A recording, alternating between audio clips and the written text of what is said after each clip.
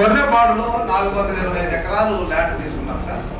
దీనికి దాదాపుగా 300 నుంచి 500 కోట్ల రూపాయలు అక్కడ ఇన్ఫ్రాస్ట్రక్చర్కి అయితేనే, కరెంట్కి అయితేనే అన్నిటికీ ఖర్చు పెట్టి ఇప్పటికీ 3-4 సంవత్సరాలు అయింది. జగనన్న కాలనీ కూడా పేరు పెట్టి ఒక్కరు కూడా అక్కడికి వచ్చి ఇల్లు కట్టడం కానీ అక్కడ ఏదైనా ఉండాలన్నటువంటి ఆలోచన కానీ ఇంతవరకు చేయండి. దీనికి ఎందుకు చేయలేదంటే టౌన్ లో ఉన్నటువంటి కార్పొరేషన్ పరిధిలో ఉన్నటువంటి లబ్ధిదారుల్ని అక్కడికి వెళ్ళమని చెప్తున్నారు. ఇక్కడ ఎంక్రోచ్మెంట్ రెగ్యులరైజేషన్ లో 4-5 వేల మంది రెగ్యులరైజ్ అయిపోతున్నారు. టిడ్కోలో ఇంకొక 2-3 వేల మందికి మనం ఇల్లు మంజూరు చేయబోతున్నాం. వీళ్ళందరూ కూడా అక్కడ లబ్ధిదారులే. ఇటు లేదు అటు లేదు. అనవసరంగా ఒక 500 కోట్ల రూపాయలు ప్రభుత్వం సేకరించింది, మంచి ఉద్దేశంతోనే సేకరించింది, కానీ అది ఉపయోగపడడం లేదు.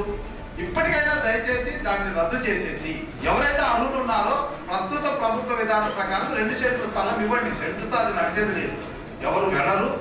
ఇప్పటి కాదు కానీ ఇంకా కొన్ని ఏళ్ళు పోయినా కూడా అది అలాగే ఉంటుంది. ఇది రద్దు చేసి అర్హులైనటువంటి వాళ్ళు ఎవరైతే ఇప్పుడు ఎంక్రోచ్మెంట్ రెగ్యులరైజ్ ద్వారా కొంతమంది పోతారు, కొన్ని పట్టాలు ఇవ్వడం ద్వారా కొంతమంది పోతారు.